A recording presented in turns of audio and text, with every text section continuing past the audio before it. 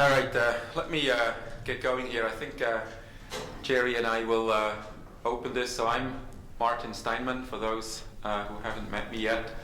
I'm really thrilled that you all came here today on a Sunday, and I think the last Boston snowstorm just passed in time to not inconvenience us too much. So this is really terrific. I think we have a great crowd here.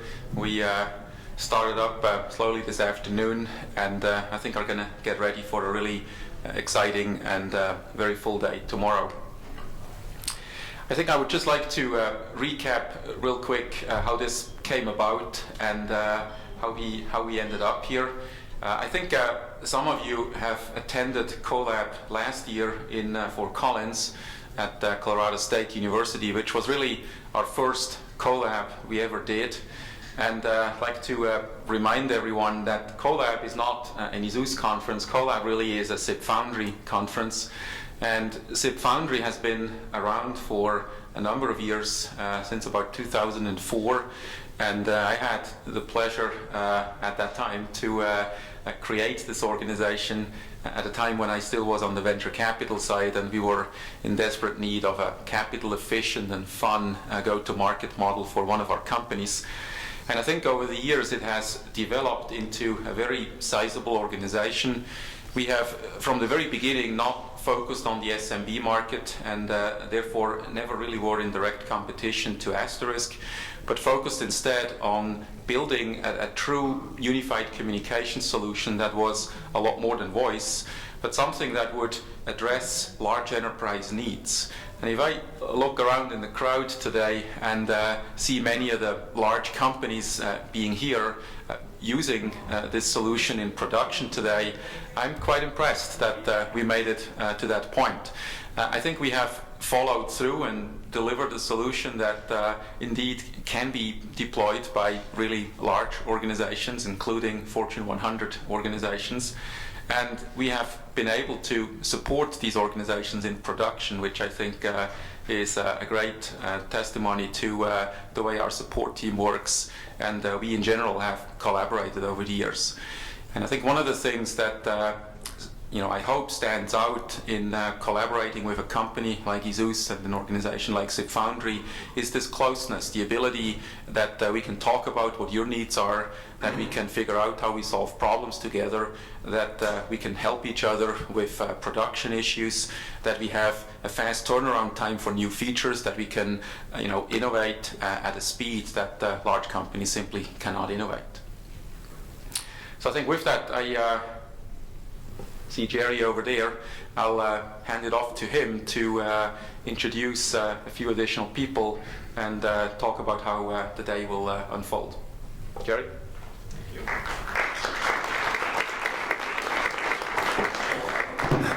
So, how many people were at CoLab last year? And if you did this before I walked in, then just tell me. But let's see, okay, we got a few repeats. Yeah. Okay, great.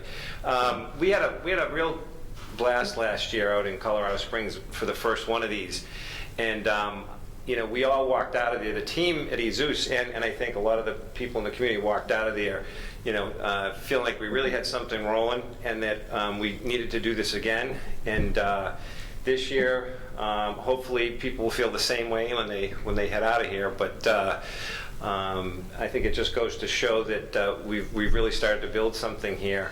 In SIP Foundry and obviously behind that with ESUS.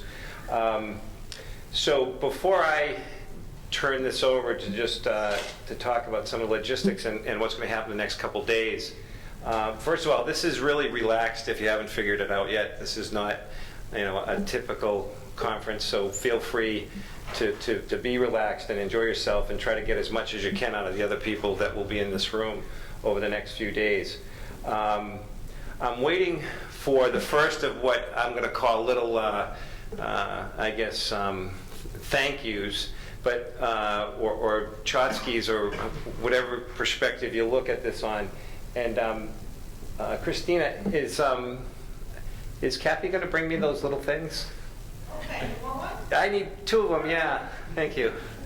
So throughout the conference here, and this is just I'm trying to correlate something to these little giveaways, but Martin came up to me and said, you know, I have these little helicopter things, you know, these remote control helicopter things, and I think they'd be great to give them to people at the conference. So I figured we'd factor away into this. So the first question I have, and I don't have the answer yet, I'm waiting for the answer. So did you have the answers with those two? No, we do not have the answer. Okay, so we're really prepared today.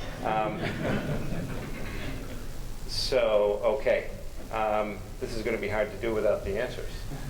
All right, well, we'll give it a shot anyway. So all of you who've come in from outside of the area, and I guess the people from the area too can guess on this too, is that, you know, I'd like you, anybody who'd like to take a shot at it, and this is for the first helicopter, to tell me how many inches of snow the greater Boston area has received in the last 7 days. We got 18, 16, 13, 13, 14, 18, 16, 19, 44. Okay, all right, time out. Could you go ask our distinguished hosts out there to get me the answer to that question? Okay, so I got that one. Okay, the second question is, can anybody tell me how many undergraduate students go to Bentley University? Who's Googling out there? Okay, there was 4,000? 287. 4,287. That sounds like somebody who Googled. Anybody else want to take a shot? Oh, come on. I want to see helicopters flying around this room tomorrow. What do you got? 3,100. 3,100. Okay, I'll leave it at that, 3 guesses. So it was 42 something. 4287. 4,200. And 3,100. Okay, here comes my answers. Thank you. Okay. Whoa, wait a minute. Whoa. That's in the last week? No, I said the last week. Okay. All right. Let's go to the second question first. Okay. So, 4,278? 87. Well, that takes it because there's 5,574 undergraduate students at Bentley University. So, where's my helicopters? Okay. Boy, you guys are all fired. Where's the helicopters? Right here. Okay. One for this gentleman in the blue shirt right in the front table. Okay. All right, so I'm going to give everybody a shot at the first question. We'll go with the last 30 days. How many inches of... Oh, you got it? Oh, okay. Thank you.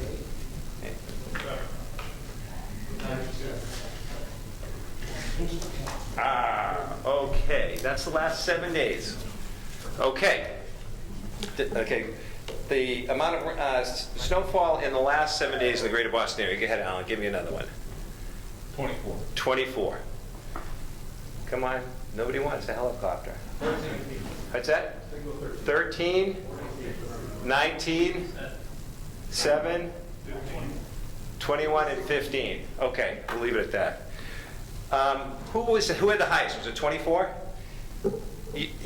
You get a helicopter. We've had 37 inches of rain here in the last 7 days. I mean, of snow in the last 7 days. That would be a lot of rain. But anyway, so listen. So throughout the next couple days, we'll hit you up with some more topic-related questions, and maybe everybody can go home with a helicopter. But what I'd like to do now is I'd like to turn it over to Chrissy Inge, who's our kind of coordinator and director of marketing, who's going to come up and just take you through the next couple days, so you'll know who's doing what, and I'd like her to introduce you to her team, so that if you have any questions or you need any help, they can get it for you. So here you go. How you guys? Thank you, Jerry. Thank you. Of course, applaud the people who give you the free T-shirts. I mean, you just gotta.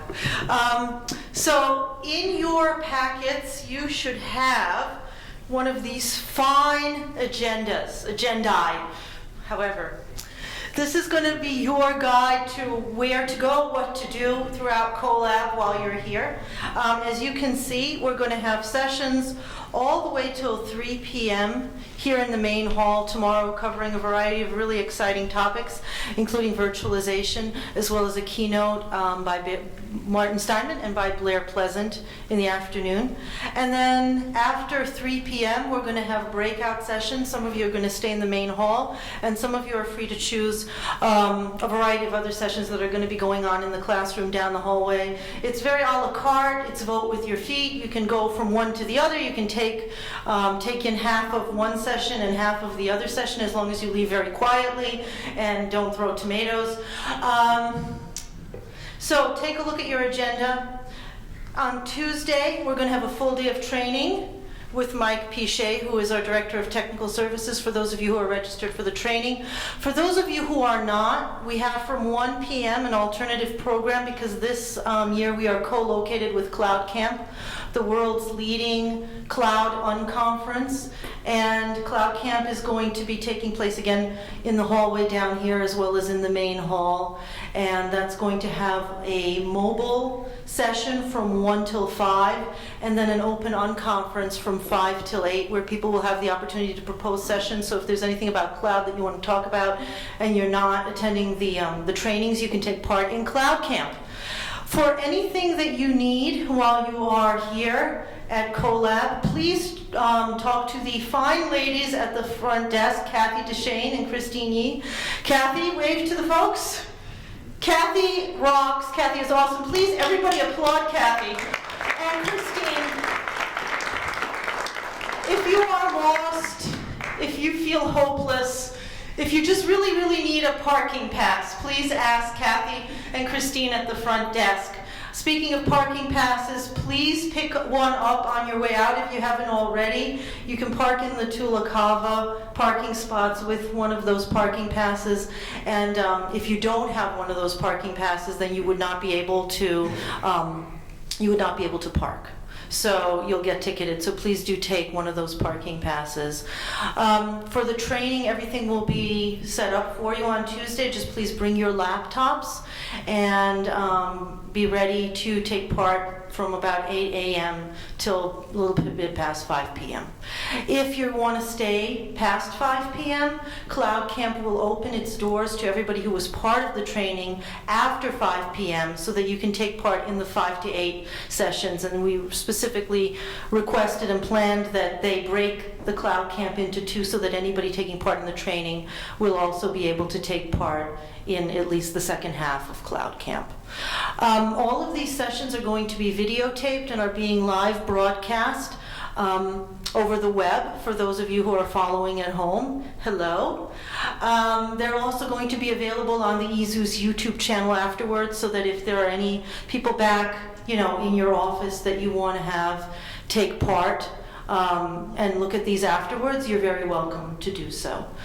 The young lady in the blue t-shirt back there is Caroline Lacvivier. She is our roving reporter, and she is going to be blogging about this event for the EZUS and SubFoundry blogs. So if you have anything to say, and especially if it's very nice, please run up to Caroline and tell her all about it.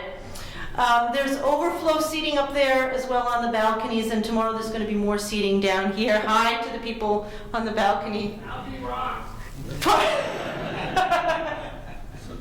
We put the troublemakers up there just to make sure that they don't bother anybody down here. With that, I'd like to hand back to Jerry for a little while for a couple of more quick trivia questions and opportunities to win some more helicopters before our panel gets started in a few minutes for the media panel, where we're going to have people who cover the UC industry every day talking about the future of the industry. But in the meantime, we have a few more participatory activities for everybody. I'd also like to announce that the hashtag for the event is CoLab 2013, and I'd like to announce a surprise prize. Whoever tweets the most on that hashtag in the next 3 days will win a prize so insanely fabulous that your children will really like it. You might too. With that, take it away, Jerry, for a little bit more trivia.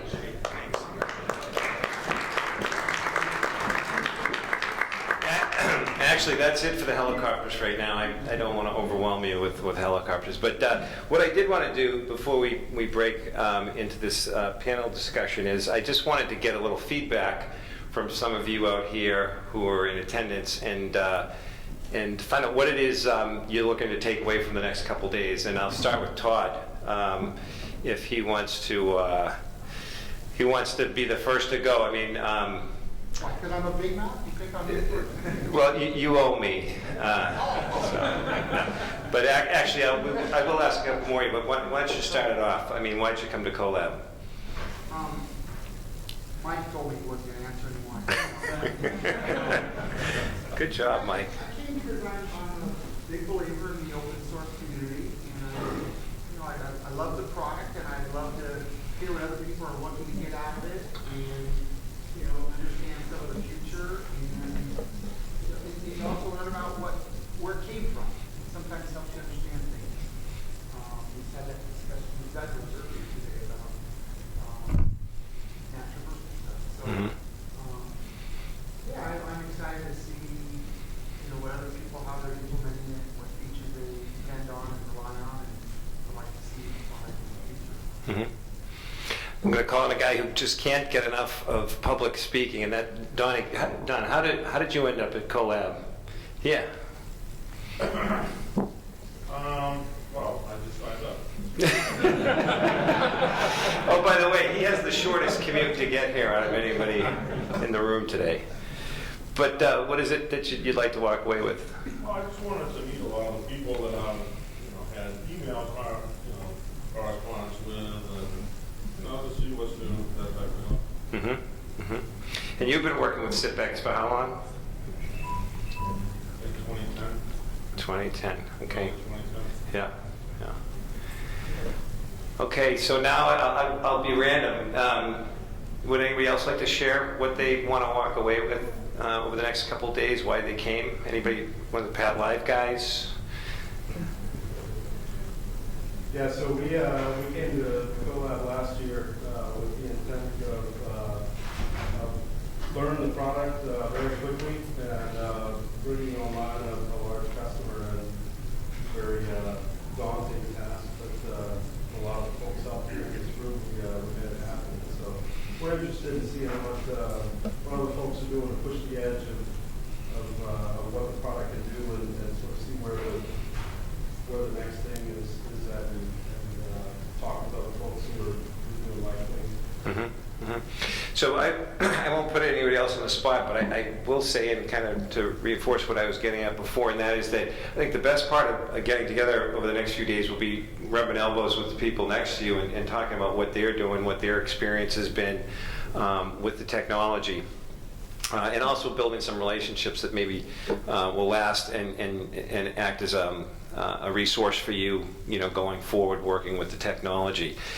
We've got a very diverse group of people in this room, and over the next few days, you'll meet some more people as well.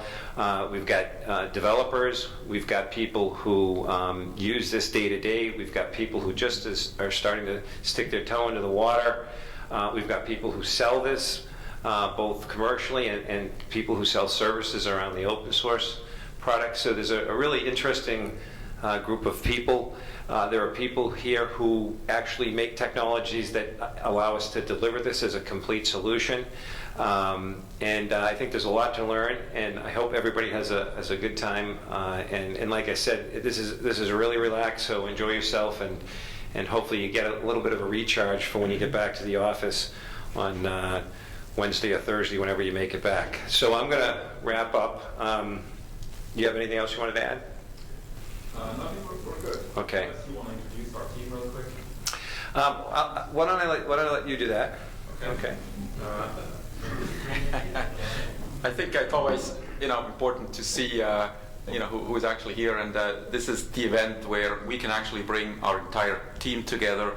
As probably most of you know, we're a pretty distributed organization. We ventured over oceans and great distances to really build a top-notch team, and we're having a lot of fun working together. And I just would like to, real quick, sort of at a high level, introduce some folks. So maybe the folks who came here from Romania, from Bucharest, can stand up and make themselves seen. So we built an engineering facility in Romania, and I've been there quite a few times. It's a great city, and I'm really glad to be able to say that we have quite a number of people here. And these are all engineers who work on different aspects of this every day. Thank you. Then we have a team here from Manila that flew all the way across a whole different ocean, and maybe they can stand up real quick. So really glad to have you guys here, and we work with them on OpenACD and other SIP-related things. So you will get to know them better tomorrow during the presentations. Thank you. And then we have our support team here. I think all of you know Dave. More than one.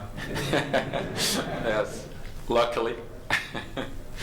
Our sales team. Where are the sales guys? Here we go. John, Robert, the other John. In the balcony there. He's one of those guys. Perfect. Then Douglas is here, who has been with us from the very beginning. He's based here in Boston as well. Then I think some of the marketing folks you've already met. Chrissy, who else from marketing? Yeah, perfect. And then the finance guys we left at home. They will pay the bills. Did I forget anyone? Oh, here we go. The SEs, that's right. Josh and Mike and Seth. These two guys came up from Texas. You didn't get quite that much snow as we did, I guess. Yeah, and Mike, obviously up in Maine, must have gotten quite a bit. All right, so punish me. Who else did I forget? Oh, we've got Raman, that's right. He joined us from India, and Raman does QA testing. So he has a team down there in Bangalore, and we do a lot of QA down there. I should have prepared this a little better, but thanks, Raman. And then I can maybe introduce Arndt real quick. Arndt down here, he will represent us in Germany and Europe, and is basically joining us today. So welcome him. All right, did I get around the horn here? All right, Chrissy, do you want to take it from here? Are we good to go with this panel? Okay. Are we good to go? All right, thanks. Thanks, everyone.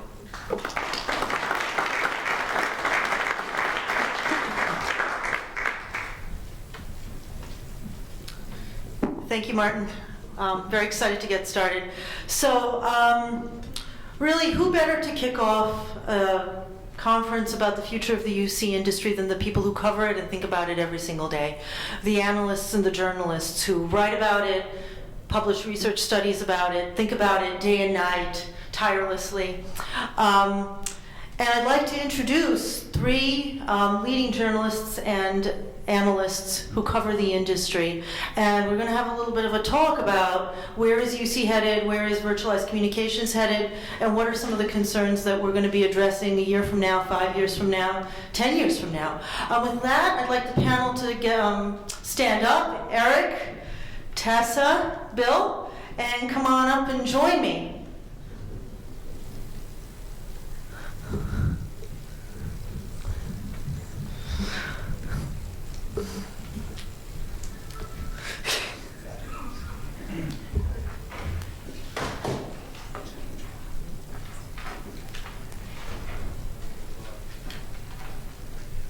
Feel free to sit down, guys.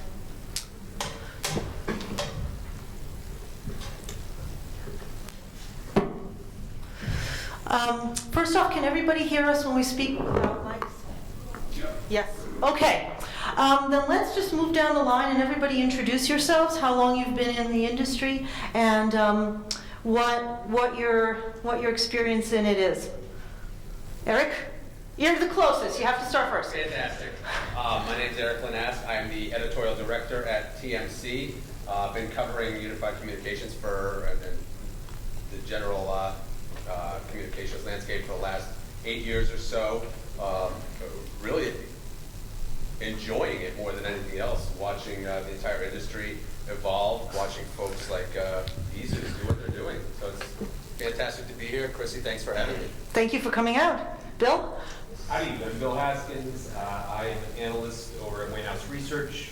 We focus specifically on unified communications and collaboration.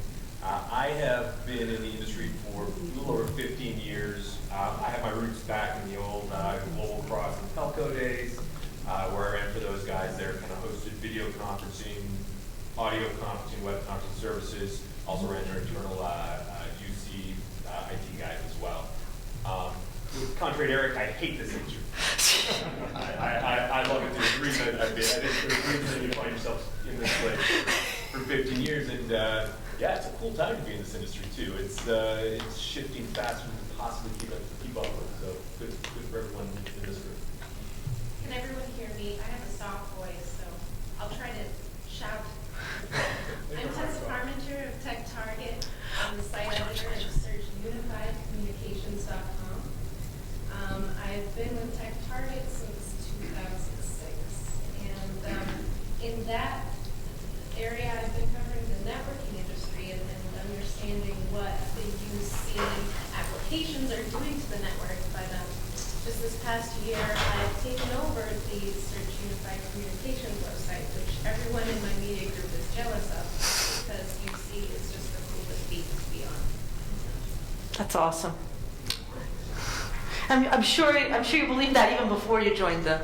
Absolutely. Oh, also, quick reminder: please turn off your cell phones or turn them to vibrate. Okay, so let's get started with some questions. Okay, I'll let you guys turn off your cell phones and turn them to vibrate. Well, the worst thing was us. Yes, that actually happened to me once. It was really embarrassing. So quick. I guess the obvious question, so we may as well get it over with at the beginning because it's also a very interesting question, is Marissa Mayer, the CEO of Yahoo, really handed our industry an excellent teachable moment and PR opportunity when she barred working from home about a week and a half ago, and then Best Buy, of all places, barred people who don't work in their stores from working from home as well. Do you think it's a flash in the pan? Do you think that this is going to be any kind of a significant dent in unified communications and collaboration technology? Or do you think it's actually going to make the industry emerge stronger from this situation because people are going to have to kind of defend these technologies and kind of explain their value proposition? Those are both interesting examples. And quite frankly, I think they are flashes in the pan from my perspective. We all know that there are just too many value propositions to unified communications, and I think eventually, if you're just talking about Yahoo and Best Buy, they're eventually going to go back to it. Yeah. What it's going to do is it's going to create a situation where folks like us up here on the panel, vendors out in the market, are just going to have to do even more of a job of educating the audience and educating the end users, educating the reseller community on all the great benefits of remote connectivity, remote workforces, mobility, unified communications. Absolutely. Totally agree. I mean, these kinds of pendulums swing back and forth. You get your contraction and your non-contraction expansion, I guess. With you coming to work and needing to leave. And this, I think there is a trend going on. I'm aware of several other large companies who have similar policies recently being enacted, but it's extremely difficult to maintain a competitive footing, especially when your core product is development. If you're stuck hiring developers in a regional area, good luck. I mean, you're not going to maintain, you're not going to be competitive for long. But I think it naturally forces you in out of the box at some point. The other side is, can you guys hear me okay? The other side is, you're going to get excited here. The other side of this, guys, is that we're working from home. Telecommuters are a percent of the collaboration industry. The number percent of the overall minutes in this space. B2B, and multi-site intercompany traffic. This is where kind of bread and butter of a lot of this industry is made. So while that telecommuter group is very high profile, they don't account for everything. We still think there's elasticity, honestly, inside kind of the core group of collaborators there too. Not everybody has access to collaboration tools and technology yet inside those kind of castle walls. So we think there's expansion regardless of. Absolutely. I'm into. Oh. I'm in total agreement, though. I don't know why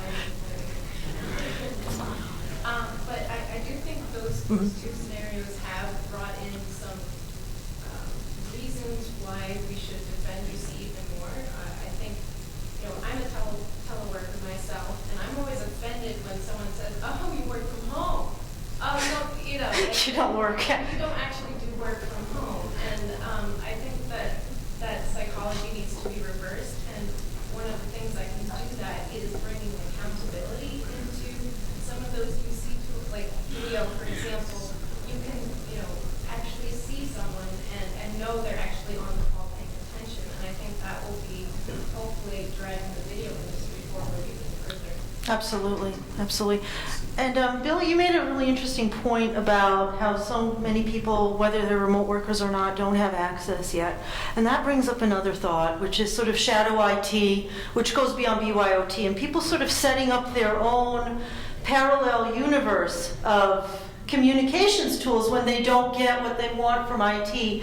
Do you think that the UC industry is going to absorb all of that kind of shadow IT stuff? Or do you think the consumer edge of things is always going to be a little ahead of enterprise, so that there's going to be tools out there on the consumer side that people within the workforce are going to want, and enterprise will absorb those features and functionalities maybe a little later, and so we're always going to be playing catch up with the consumer side of things, and there's always going to be shadow IT, and it's just a matter of learning how to manage it? Or do you think that finally at some point there's going to be a saturation where, the consumerization and the consumer features are going to be so well adopted within the enterprise that there isn't going to be that shadow IT? Or is it partly just that users like to behave badly? Mainly bad users, I think. Bad users, okay. So it's all the users' fault. I'll throw an opinion. Okay. So it's hard. It's hard for me to see a point where the consumer side of this conversation isn't behind the enterprise side. Yeah. It's just you've got so many other variables to deliver an experience that aren't the way of consumers, right? They can consume, throw away, try, reconsume, etc.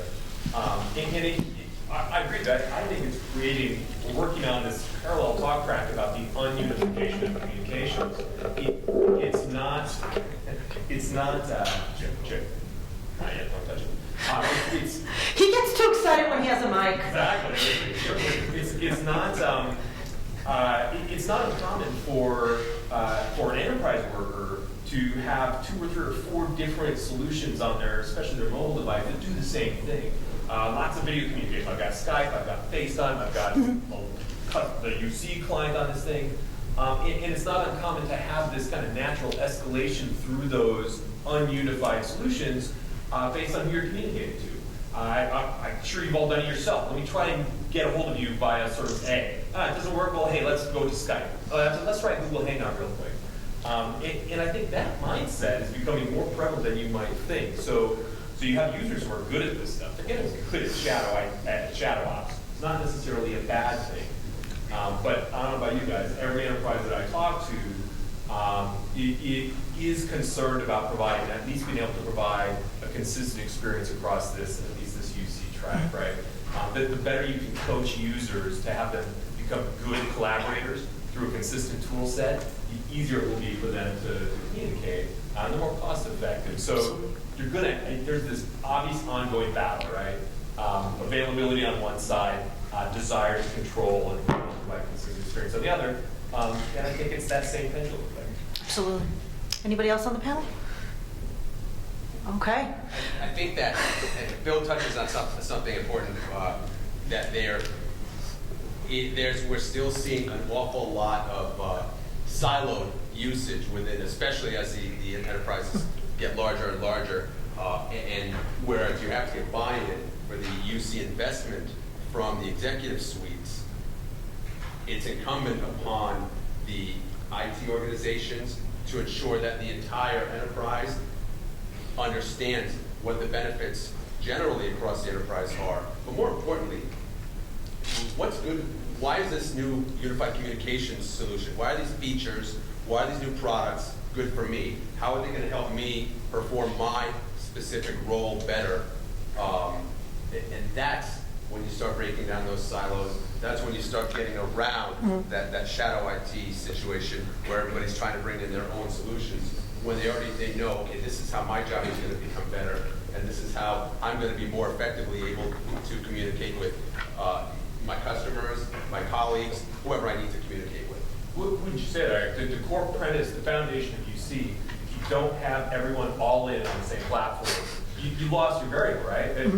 What good is presence just for the IT team, but not the HR finance, right? You're not unified. You're not unified. And it's not, let's say, I'm 10 people who can go up and down the stack of communications. It has to be pervasive for you to get maximum value. And the base of communications, like I am in presence, super helpful once you get everybody all in, but you get incremental, exponential benefit as you go up that stack and deploy that video to everybody, intuitive video. So they're incented. They're incented to do that. And going back to yet another excellent point that Bill made, you really pretty much make all these points that I then can come up with another question, because you're excited. You were saying that shadow ops is not necessarily a bad thing. And one of the things we're seeing because of shadow ops is that people are adopting UC-esque solutions. So they're adopting Skype, they're adopting video chat, they're adopting GoToMeeting on their own, so that when a UC tool comes along, at least the features and functionality are not unfamiliar to them. So do you think that to an extent shadow ops is ultimately going to benefit the industry by training the users but in how to use these tools? Do you think it's got some of that benefit? We're going to try the mic one more time. We're so nervous now. Hello. Thank you. No, just to your question before, I think it's important to realize that we are all consumers. And it's a larger part of the pie than enterprise will ever be, because even after I'm done working in the enterprise, I'm consuming the technology. So that's why I think enterprise will be behind in that respect from now on. But to the shadow ops point, so to me the benefit, when I hear shadow ops, I think of an end user who can handle their own IT administration, right? My phone's not working. I've heard this a number of times for enterprises. I don't get calls on applications in that environment anymore. If it doesn't work, the user's got a pretty standard escalation workflow. It's called, well, get rid of it, reinstall it, see if it works then. But they don't call me for it. So that's why I think shadow ops is important. But as far as growing off of consumer-oriented experience, yeah, I think that's the key that the most successful UC solutions out there today are following. I think it's a pretty straightforward formula, and not all of the big platforms are doing this. As you get further and further away from a very familiar user experience, maybe whiz-bang cool technology, may have really cool things like a contact fan. Ooh, I've got contacts in a fan, just like saying it. But the reality is, I don't know what a fan is. I don't know why I want my contacts there. I'm used to seeing people in a list with red, green, yellow buttons. I know that already because I know Skype, because I know Yahoo IM. And the more familiar you can make that UC experience and build off it and add now audio and video and integration, the easier it is. And so far, I think that's been kind of the winning formula. Would you agree? I do. Well, there's no question that wow, that's loud. Our ability as consumers, as Tessa pointed out, we are all consumers at the end of the day, or prosumers, I prefer to call us. We go home and we try out all these cool new capabilities with our friends because you know what? One of our Facebook friends posted a link to some cool new app, or it was somebody you follow on Twitter sent a link to something you can download. So we just have that natural opportunity to try and test out and play with so many new cool capabilities and features. As far as the enterprise environment goes, I think that's only really exacerbated by the concept of BYOD. So not only now are we talking about playing with different applications and different downloadable capabilities, but we're also talking about doing them on different types of devices because my corporate IT group is no longer providing them to me. Absolutely, absolutely. Shifting gears a little bit to something we talked about on the phone when we had a really, really awesome panel as a conference call a couple of weeks ago, and if we had recorded that, that would have been just even, you know, an adjunct to this. Virtualization, I think we talked a little bit about that, and SMB and the enterprise. And we were talking about, I think SMBs are moving closer to consumerization because, like on the low end, often SMBs are just cobbling together consumer platforms, and in some ways then they have more features, at least in use among more percentage of their users. By the same token, it seems that they're a little ahead of the game in the virtualization sphere just because they're just purchasing hosted solutions versus hosting their own on-premise.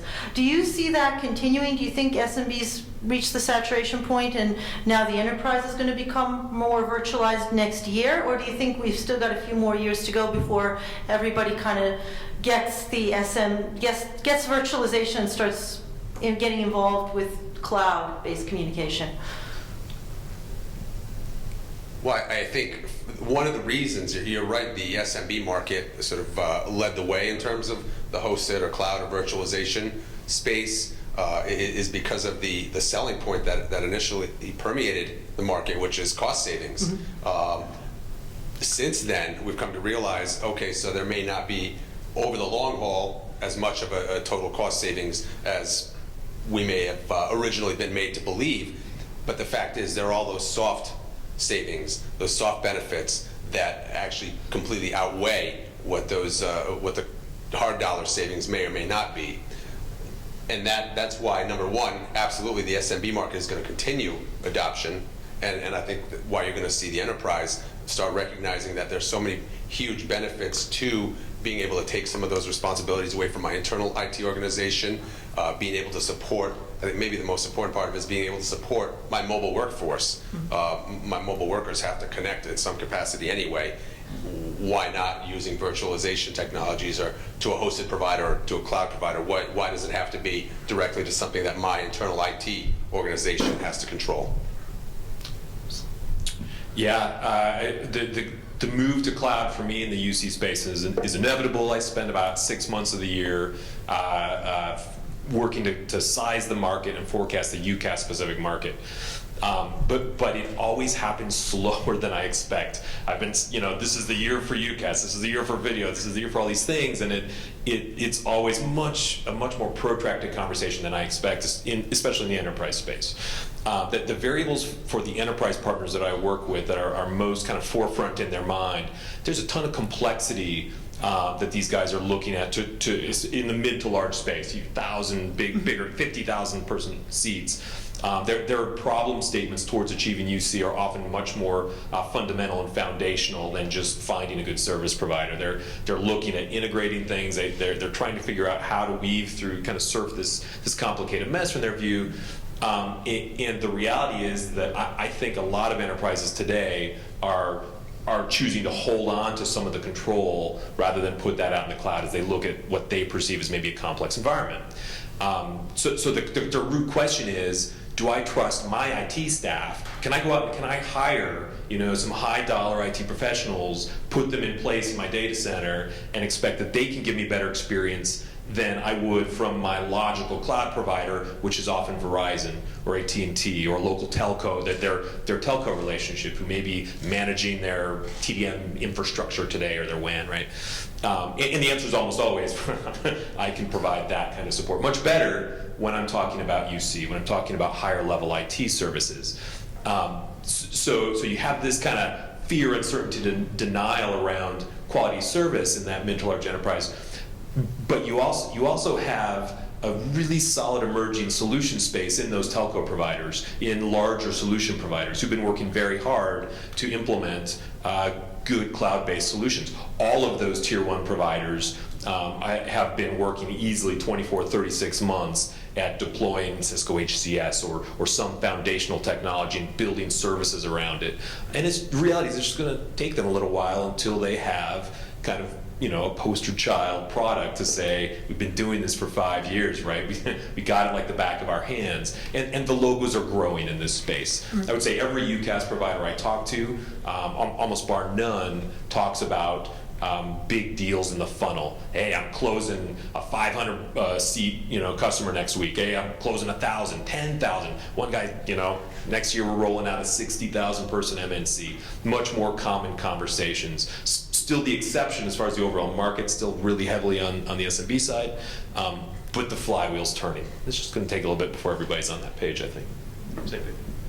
Yeah, I'm on the same page too. I think the SMBs still have a few more years to go before they've maximized on UCaaS. And actually, when we spoke on the phone, I misquoted some statistics, so I wanted to get them right for this panel. And CIMI Corporation was talking about how only 18% of SMBs and 35% of enterprises have implemented UC as a formal central process today. Of those percentages, in 2010, SMBs presumed that 68% of UC, having it locally hosted, had it there, and 71% thought that was the best way to go.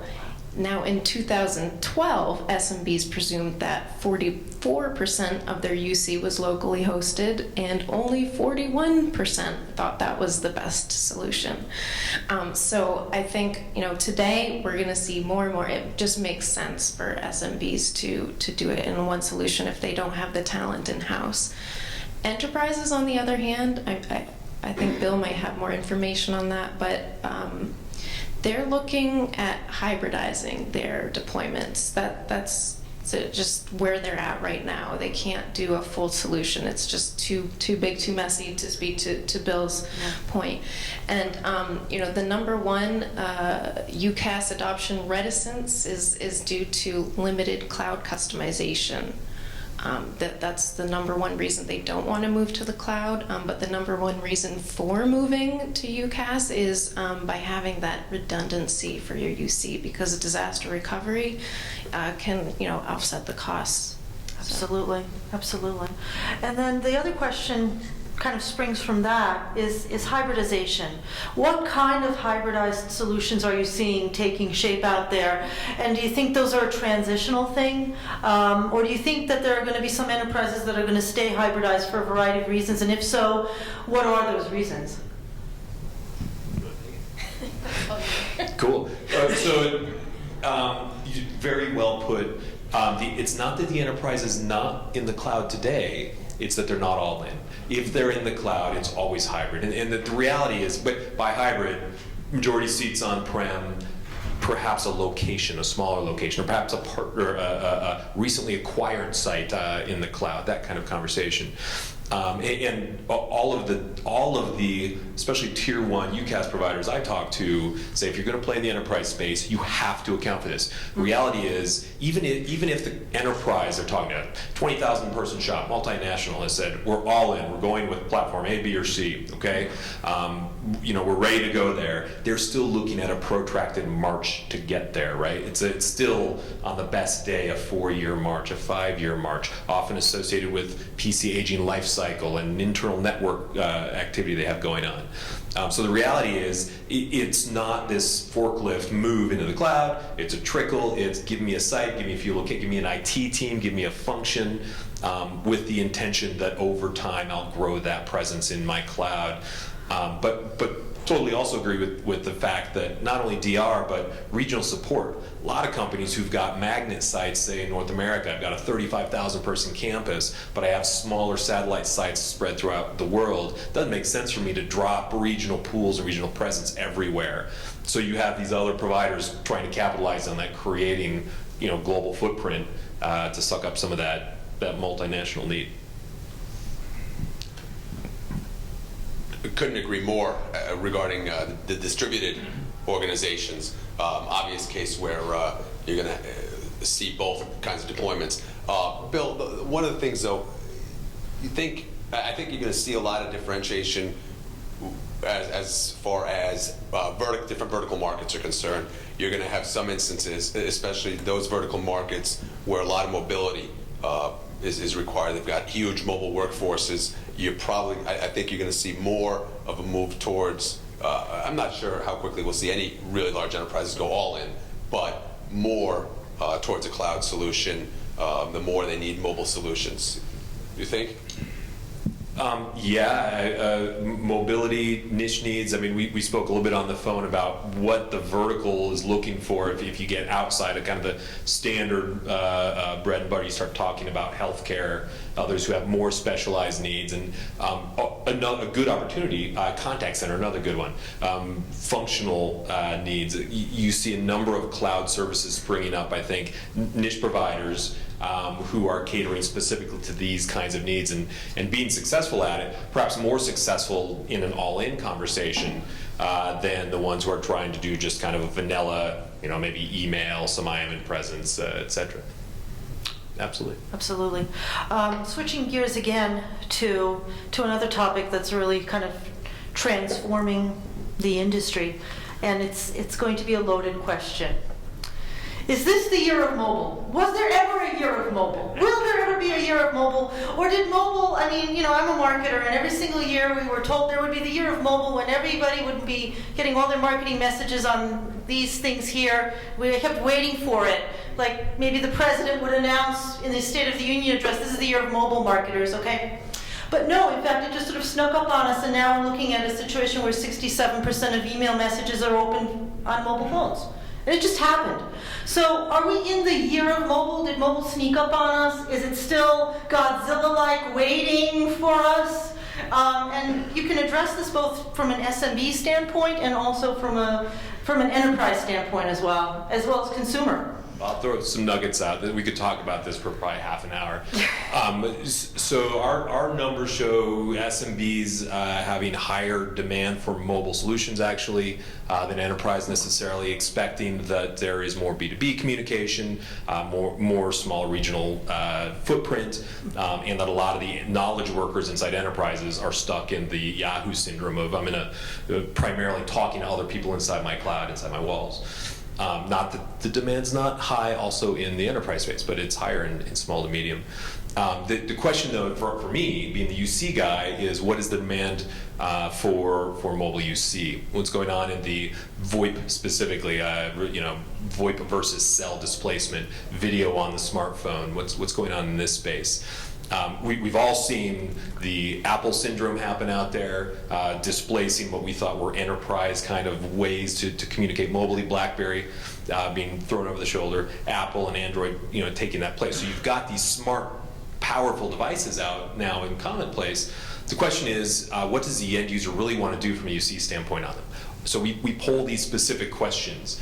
The reality is there is a growing number of voice and video enabled UC solutions that have now made it out into that mobile space. There are a few vendors who are behind, specifically one of the big vendors who's got a lot of enterprise market share, Big M, who's just now starting to deploy VoIP and video in their next turn. So you've got more availability. The reality is, even in those available solutions, when you get past instant messaging, and you get into voice, and you get into video, and you get into sharing content on a mobile platform, the utilization, as you would expect, drops off the map, right?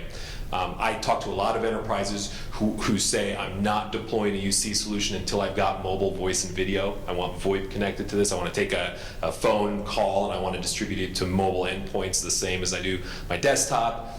The reality is that given their druthers, what we're seeing right now from employees who have that functionality, they still use their traditional ways to communicate when you get outside of instant messaging. So to me, you got two forces. Are these things available? Do they have available multimodal communication on the phones? And then are they using them? And I think you probably got a longer ramp than you might think. Absolutely. So to answer the first question, how many of you out there do not have a mobile device with you today? How many of you have more than one mobile device with you today? So are we into mobile? Absolutely. I don't know if it snuck up on us. The fact is that it's here. It is a part of what we're doing, what the communications market has become. I think at this point, it is simply another piece of it. One of the things that Bill mentioned, you still talked a little bit about the, what I referenced earlier, that siloed nature within the enterprise, and I think that in order to fully be able to leverage unified communications and benefit from not only mobility, but video and collaboration and some of the other capabilities, the enterprises have got to figure out how to break down those silos. And again, I think it largely comes down to educating the end user. And one of the other elements of that, one of the places where it's going to be critical and it's going to help enhance service levels incredibly, you touched on it a moment ago, is in the contact center and the customer service environment, where so you've got those knowledge workers within the enterprise that Bill referenced that sort of kind of hang out and talk to each other. Well, those guys are invaluable resources to whether you've got field service techs or in-store retail employees or whoever you may have, who have direct contact with your customers. Unified Communications allows your entire organization to be part of that customer service delivery environment. And to answer your question, I think we are in a mobile era. It can't be just pinpointed to 1 year when all this exploded. Also, I mean, with everything in the enterprises take longer to get to these newer technologies because they're still trying to get the most out of their investment from last year or 10 years ago in some cases. I did have some statistics that I thought were interesting that spoke to your question too, which at TechTarget we do these user surveys, and they're global but mainly focused in the US. And the 2013 IT Priority Survey just asked what's your networking initiative for your company in 2013? And if you look at video and UC, it's a combined 54%.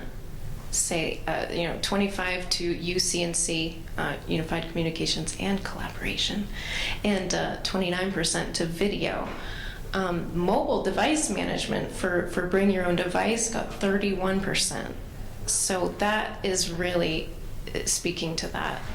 So I don't know if that answers your question, but I love that phrase, we're in a mobile era. It's not the era of mobile.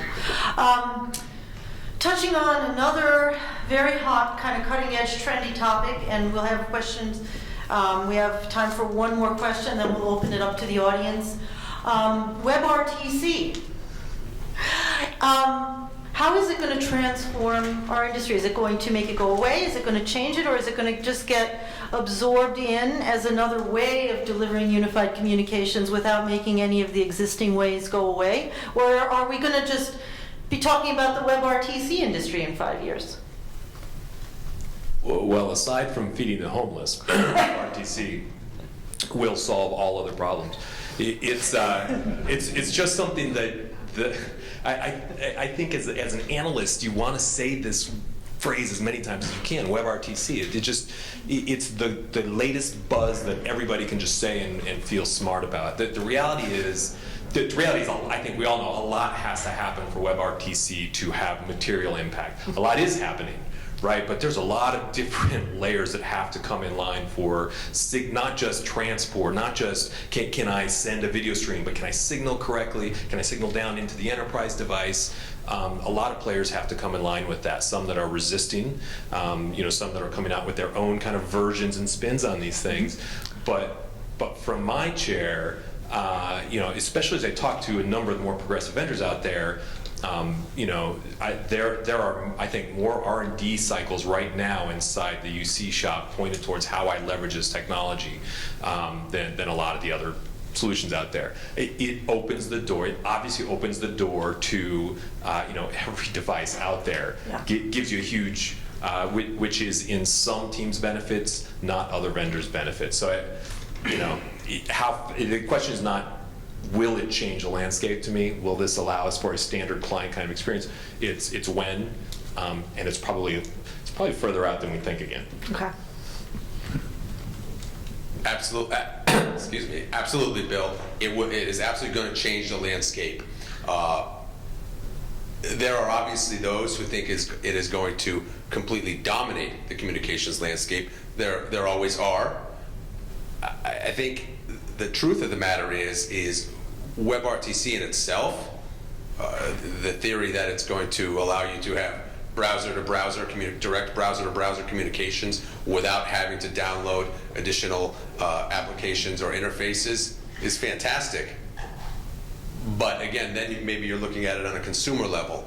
In order to bring it into the business world, you've got to be able to integrate it into the rest of your unified communications environment, which means it effectively is going to become another unified communications endpoint, because you've got to be able to hook it up to your call recording and everything else that your presence capabilities in order to be able to leverage it within your enterprise communication system. Now, it's definitely going to have a huge presence in unified communications. Agreed. There's still a lot of work to be done. A lot of exciting WebRTC testing and demoing and implementation already taking place. Personally, I think the biggest impact, again, potential for impact, is going to be in the contact center and customer service industry, because, as Bill said, you've suddenly got exposure to every single individual out there, because everybody's got mobile devices with a browser. So suddenly anybody that wants to reach you, any of your customers, or any of your customers that you want to reach, all you've got to do is send them a link, put a link on your website, put a mobile barcode on a tag in your retail outlet. I am somebody who wants to get in touch with you, a link, say, here, call me, or excuse me, click URL me, right? But I do think that there's a significant impact to come from WebRTC in the customer service environment. I'll just throw something real quick. I'll also throw out there, almost every enterprise that I talk to, one fashion or another, notes that Skype is their current kind of de facto dial tone for video once I get outside my walls. Often in a contentious scenario, the IT team saying, I'm sick of this, HR team saying, hey man, for my first interview, I want to do that face-to-face, and Skype's really become this, I'm pretty sure that the far end's going to have Skype or have access to Skype. So you want to talk about a disruptive technology to Skype specifically, to that conversation. It's not surprising to me that Microsoft is saying, well, WebRTC is nice and all, but why don't you use our version? Or let's just slow this down, people. There's no need to really get there so fast. That's where I think the main disruption. If I was Microsoft, if I was Cisco trying to hold on to some of their stuff, I'd be a little concerned. No, you're absolutely right. Our endpoint is now going to be our browsers.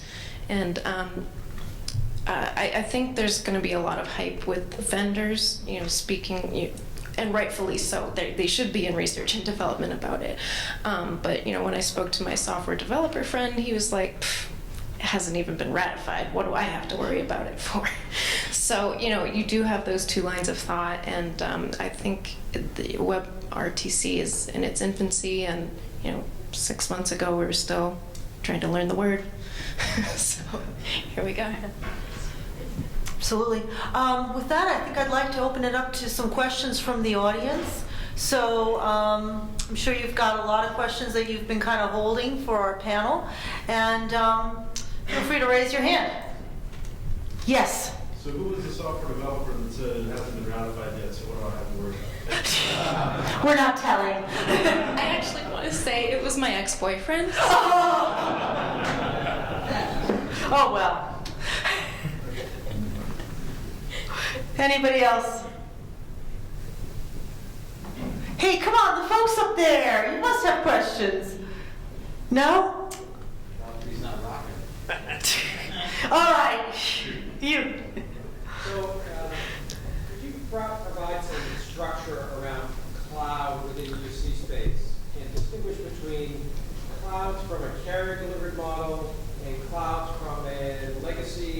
ethnic vendor shoehorning their stuff up into a virtualization environment. And where do you see kind of that pie chart in terms of the market today? No, that's an interesting point. As we talk about cloud can be private cloud. Lots of enterprises say I'm implementing my own cloud strategies, etc. Really, to us, it's a question of ownership. Who owns the data center and the related bits inside that data center? Who's supporting it? So for us, it's a pretty clear demarc. It is either the enterprise, you're putting services up, you may manage them, but you're putting services up in an enterprise's data center, or you put them into a cloud, a hosted provider's cloud. Now, the question, once you've taken that mode, is, are these shared environments? Are they multi-tenant with multiple potentially logically segmented network layers inside? Or are these private clouds, completely logical, maybe virtualized but logical instance, complete MPLS, private connections, etc.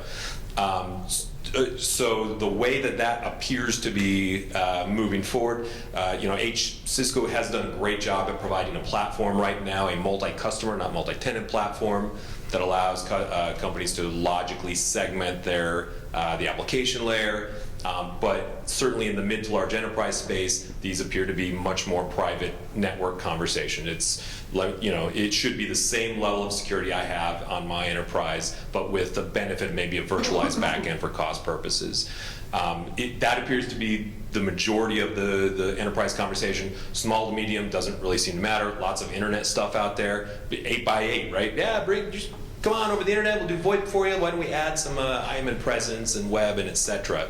Pretty common. Office online, huge number of seats online, right? Yeah, just come on over the internet. But as soon as you get into that enterprise space, now I want a private, dedicated network connection, completely segmented. Now, I would say that multi-customer, multi-tenant conversation that used to spook enterprises, especially multi-tenant, I don't want the application to segment my data from someone else's. I want to have it maybe even dedicated infrastructure. Seems to be going away a little bit. I think the platform has matured across vendors right now to allow at least some comfort in a multi-customer kind of environment. And I think it has to, meaning if the enterprise is asking for dedicated physical infrastructure, they're missing out on what should be a core benefit of the cloud, which is a better cost model, right? If the vendor can't somehow virtualize at least the physical layer, it's going to be hard for them to give a higher TCO or a better TCO, right? I'm sorry, but yeah. So does that in effect say that security-related concerns are probably the biggest, blockage for the enterprise space? So we talked about that. 2 points. A, there's a vertical side of that conversation, right? It's going to be a different answer if you talk to a financial company or a healthcare company, probably, right, than a auto manufacturer or something. So what's the data in the first place? We'll give you some different tolerance there. B, I'm not willing to say that security is the #1 issue when I talk to enterprises who are thinking about cloud. I think it's quality first and foremost. I think it's can I get the same quality with this out in the cloud that I can in my data center? To be honest with you, I don't think the cost model is quite there yet to say, well, it's just no brainer to put this seat in the cloud because it's so much more cost effective. I think there's a cross-even point where it may be more cost effective for the enterprise, honestly, to own it themselves. You don't get to an effective cost model until you're a telco who's got hundreds of thousands of seats in your cloud, and there's no such thing there yet, really, in that UCaaS space. So I think it's more, do I trust these guys more quality-wise more than is GE going to get my data if I throw it out there? Other quick last point, the first cloud provider who has a big public enterprise breach of data is done, right? I mean, they know this. There is no like, whoops, and sorry guys, I accidentally shared your data and it's public. It just doesn't happen. Google's had a few breaches, but by and large, they have to have probably the most secure way to keep that data segmented than certainly even over enterprises. Well, on the security side, absolutely. A lot of security folks out there that I've talked to, specifically talking about, well, cloud security, is it going to be an issue? To Bill's point, these guys are providing multi-tenancy for dozens, hundreds, thousands of multinational corporations, and they can't afford that kind of a risk. So number one, is cloud secure? I think by definition it's got to be.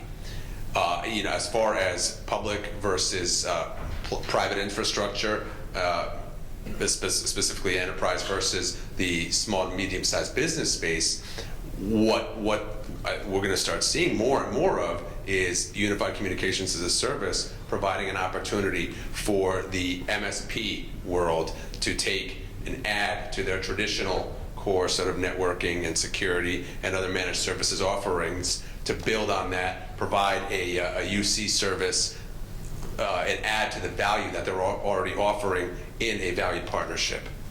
Absolutely.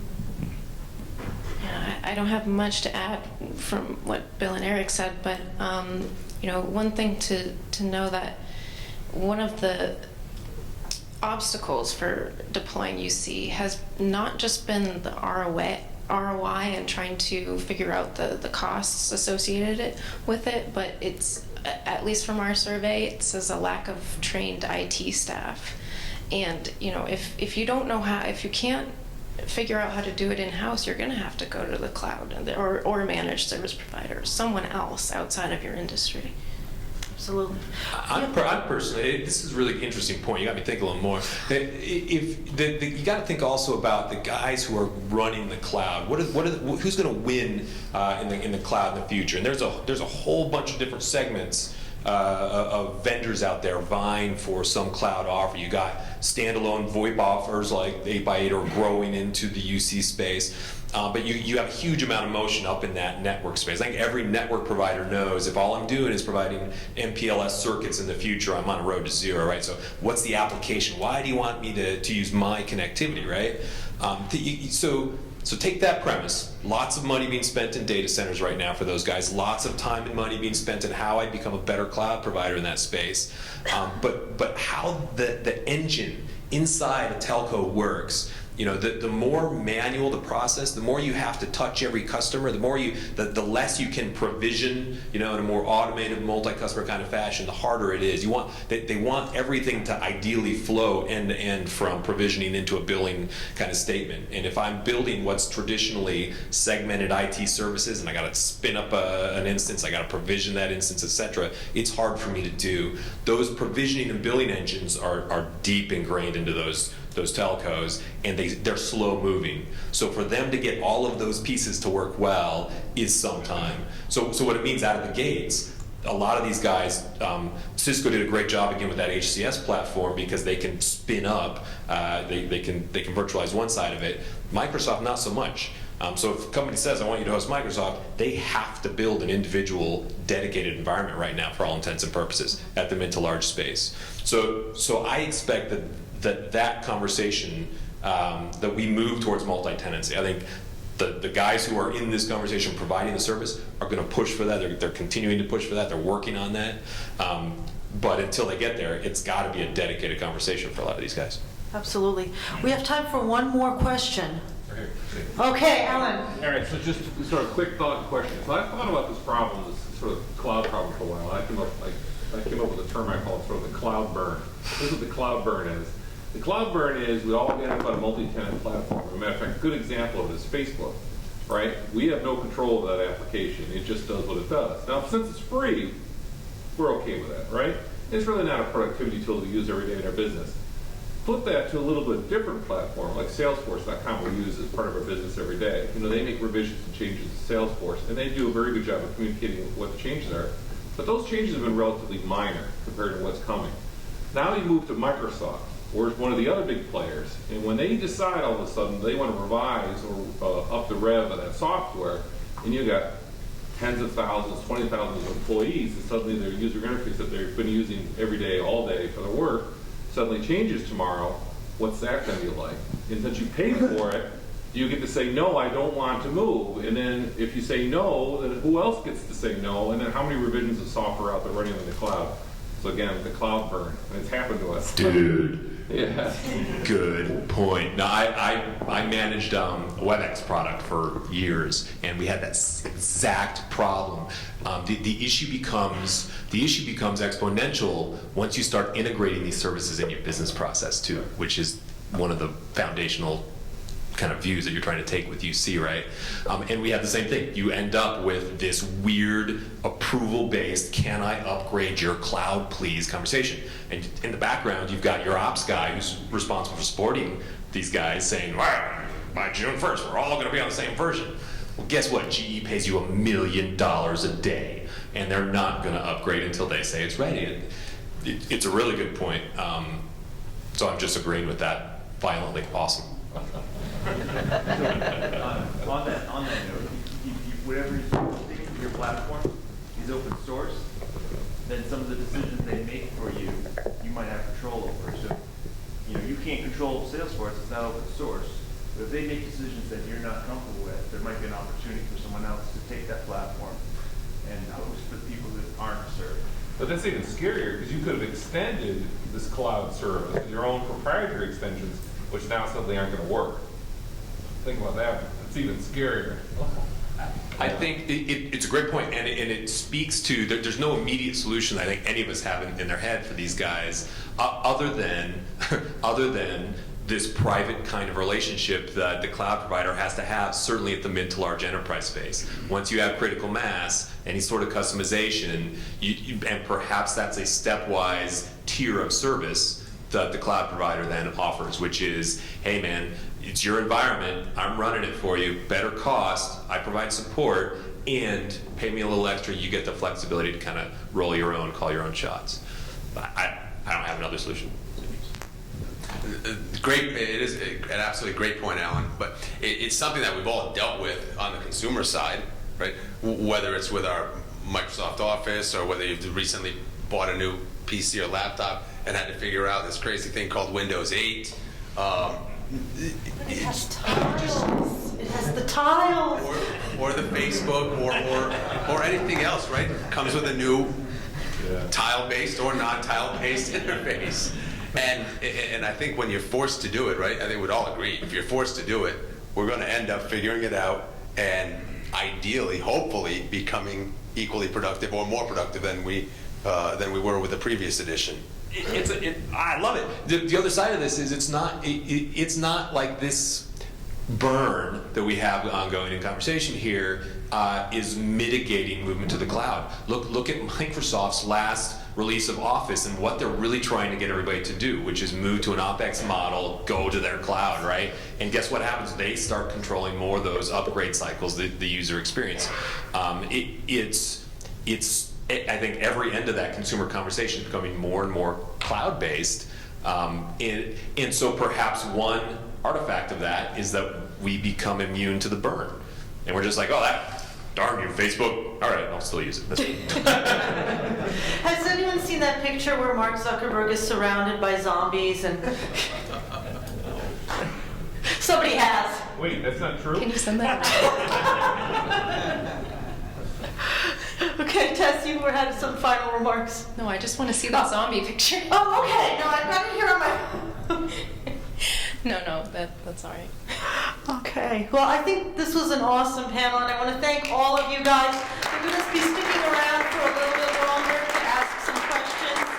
And, this was a great way to kick off the event, and thank you all for sharing your expertise. Again, I want to thank you guys all for coming out. I want to hand it over to Martin for some closing remarks. And we want to see you guys all bright and early tomorrow morning at 7:30. Thank you.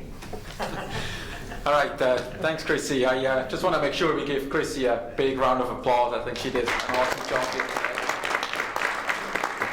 Thank you, everyone. We have some more drinks down there. There might be some more food, I'm not sure, but we'll be around for another hour. So, if you want to talk some more, that's the opportunity. And then tomorrow morning, as Chrissy said, the registration opens at 7:30. The session starts at 8. And I know it's early, specifically for those who came from far away. But we have a very full day tomorrow, so it would be terrific if we could get going tomorrow at 8. All right, thank you so much.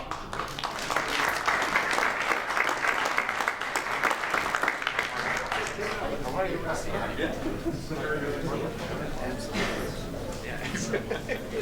do it. This whole web